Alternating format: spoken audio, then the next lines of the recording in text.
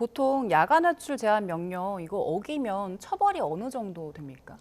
네, 통상적으로 사건과 사안마다 되게 다르다고 볼 수 네. 있습니다. 얼마나 자주 위반을 했었는지, 그리고 배경이 어떻게 되는지, 정말 야간 외출 명령 금지를 하고 나서 그 금지를 위반해가지고 어떤 범죄를 저지르거나 더 적극적으로 도주 등을 하려고 하는, 관할로부터 벗어나려고 하는 시도가 있었는지 등을 종합적으로 고려하게 되고요. 다만 이제 일반적으로는 만약에 처음 이루어졌고, 그리고 근처에서 특별하게 도주의 우려 등이 없었던 그런 사안이라고 본다면은 형이 그렇게 세게 선고되지는 않습니다. 네. 다만 이 사건 같은 경우에는 징역형 1년형을 구형을 했는데요.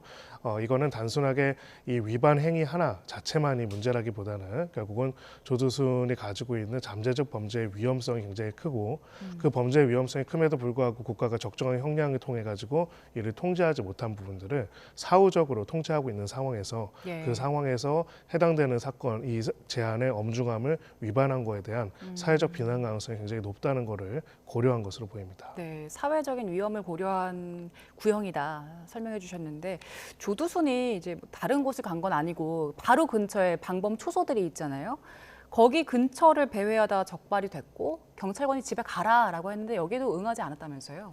네, 그렇습니다. 일단은 아까 잠깐 대화 내용이 나온 예. 것처럼 결국 경찰이 발견해가지고 지금 야간에 이제 외출하면 안 되기 때문에 집에 가라는 얘기를 분명히 했음에도 불구하고 거기에 불응을 했었고요.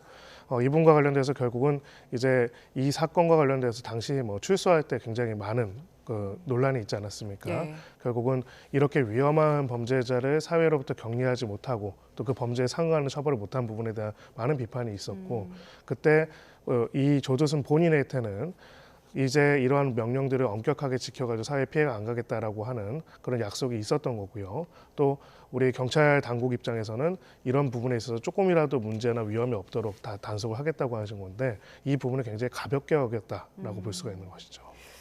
그 앞서 징역 1년 구형한 거 두고 이제 사회적인 위험도까지 고려를 한 결정이다라고 말씀하셨는데 지금 조두순이 한 얘기 보니까 기초생활수급자로 생활하기 때문에 벌금 낼 돈이 없다 이런 얘기를 하기도 했더라고요. 이런 부분도 좀 참작을 한 걸까요? 정확하게 구형을 했을 때 어떤 점들까지 고려했는지 담당 검사를 통해서 알 수 있겠지만은 일단은 기본적으로는 아무리 돈 낼 돈이 없다라고 해가지고 벌금형을 갑자기 징역형으로 높이지는 않습니다. 그렇습니까? 기본적으로 형량상으로 봤을 때는 벌금형보다는 징역형이 굉장히 높은 이제 범죄 그 중형이라고 할 수가 있고요. 여기서 이제 징역형을 어느 정도 또 구형할 것인지도 검찰이 선택을 하는데 네. 제가 봤을 때는 기초생활수급자인 것을 고려하고 이런 것들을 참작해가지고 어떻게 보면 봐주기 위해 가지고 징역형을 구형했다 이렇게 보기는 어려울 것 같습니다. 예.